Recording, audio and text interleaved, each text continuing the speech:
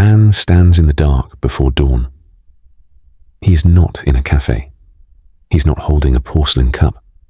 There is no soft music, no laptop glow, no city skyline beyond a window. Instead, there is cold stone beneath his feet. The year is the 15th century. He is a Sufi mystic in Yemen, and he is fighting sleep. Around him, other men murmur prayers. The night is long. The devotion demands wakefulness. But the body is weak. Eyes grow heavy. And then, a cup is passed. It is dark, bitter, steaming. He drinks. Minutes later, his mind clears. His heartbeat quickens. His prayers sharpen. The night no longer defeats him. That moment, repeated in small circles of mystics across the Arabian Peninsula, would quietly ignite one of the most transformative global stories in human history. Coffee did not begin as a lifestyle. It began as necessity. And from that necessity, it would go on to reshape religion, politics, economics, empire, revolution, and modern life itself. This is the history of coffee. Long before it filled ceramic mugs, coffee grew wild in the highlands of southwestern Ethiopia, in the region historically known as Coffea. The plant, Coffea arabica, is native to this area. Local populations were familiar with it centuries before the rest of the world noticed. Historical and botanical evidence confirms that the coffee tree grew naturally in Ethiopian forests, long before cultivation began elsewhere. The popular legend tells of a goat herder named Kaldi, who noticed his animals dancing after eating red berries. It is a charming story, but historians agree there is no contemporary evidence for it. The Kaldi tale appears in written sources only in the 17th century, long after coffee had already spread. What we do know is more grounded, and in many ways, more powerful. By the 15th century, coffee had crossed the Red Sea from Ethiopia into Yemen. There, it was cultivated deliberately. Yemen became the first region where coffee was systematically grown, harvested, roasted, and brewed. The port city of Mocha would later give its name to one of the most famous coffee styles in the world. But in its earliest documented form, coffee was not recreational. It was religious. In Yemen, Sufi orders adopted coffee as an aid to spiritual discipline. The Sufis practiced long nights of dhikr, remembrance of God through chanting and prayer. Coffee helped them remain alert during these vigils. The Arabic word kahwa originally referred to wine. Over time, it became associated with coffee. The drink was seen not as indulgence, but as clarity, a stimulant without intoxication. This distinction mattered. In Islamic law, alcohol was prohibited. Coffee, by contrast, sharpened the mind without clouding it. It offered stimulation without moral compromise. By the early 16th century, coffee was spreading beyond monasteries into cities such as Mecca and Cairo. And here, something new happened. Coffee left the religious sphere and entered public life. In 1511, authorities in Mecca attempted to ban coffee. The governor, Kher Beg, declared it subversive. He believed coffeehouses encouraged political discussion and dissent. This is a crucial moment. Coffeehouses were not merely places to drink. They became spaces for conversation, debate, poetry, chess, and news exchange. They were social equalizers. Scholars, merchants, and laborers could sit in the same room. This worried rulers. The ban in Mecca was short-lived. Religious scholars debated the legality of coffee and ultimately permitted it. By the mid-16th century, coffeehouses, kahvekhane, flourished in cities across the Ottoman Empire: Istanbul, Damascus, Cairo. Ottoman chroniclers describe coffeehouses as places of storytelling and political discussion. European travelers later wrote in fascination about these spaces. Coffee had become a social force, and soon it would cross into Europe. Coffee entered Europe through trade routes from the Ottoman Empire in the 17th century. Venice saw some of the first European coffee imports around 1615.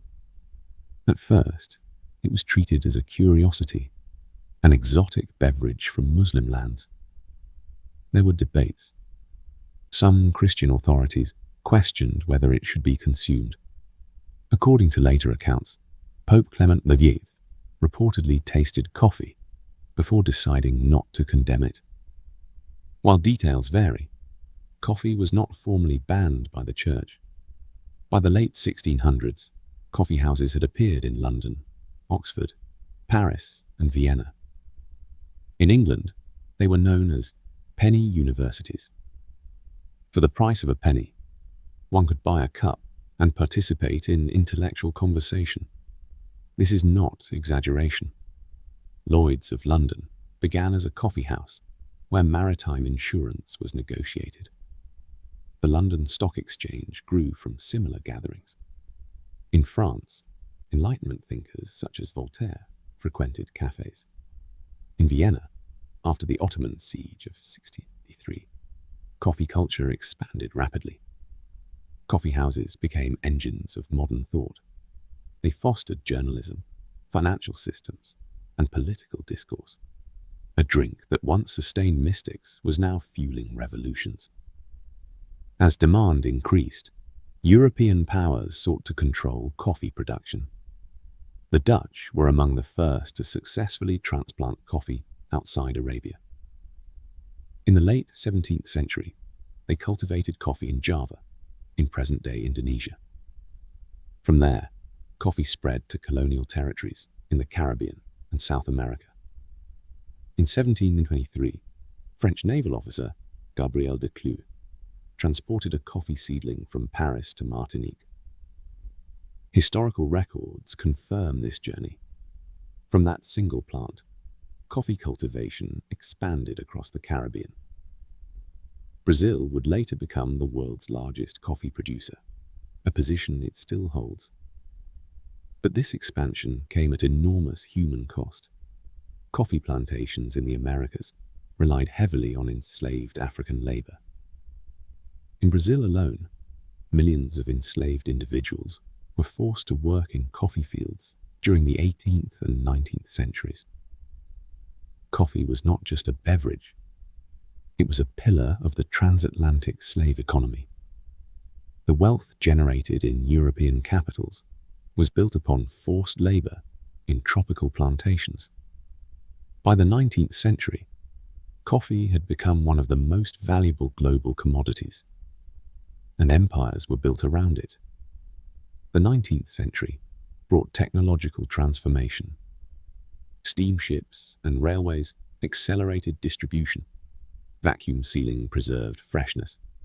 Coffee roasting became industrialized. In the United States, coffee consumption rose dramatically after the Boston Tea Party in 1773. With tea associated with British taxation, coffee became a patriotic alternative. By the American Civil War, coffee was part of soldiers' rations. It was considered essential to morale and stamina. In Europe, café culture flourished. In Paris, Vienna, and Rome, cafés became artistic centers. Writers, musicians, and philosophers gathered over cups of dark brew. In 1901, the first commercially successful instant coffee was developed by Japanese chemist Satoru Kato in Chicago. Later, Nestlé would popularize instant coffee globally in the 20th century. The espresso machine, invented in Italy in the early 20th century, changed coffee's texture and speed of preparation. Coffee adapted to modern life. Today, coffee is grown in more than 70 countries. It is the second most traded commodity in the world after crude oil, according to international trade statistics. Over 2 billion cups are consumed daily. Yet the modern coffee industry faces challenges. Price volatility affects farmers in producing nations. Climate change threatens suitable growing regions. Diseases such as coffee leaf rust have devastated crops in Latin America.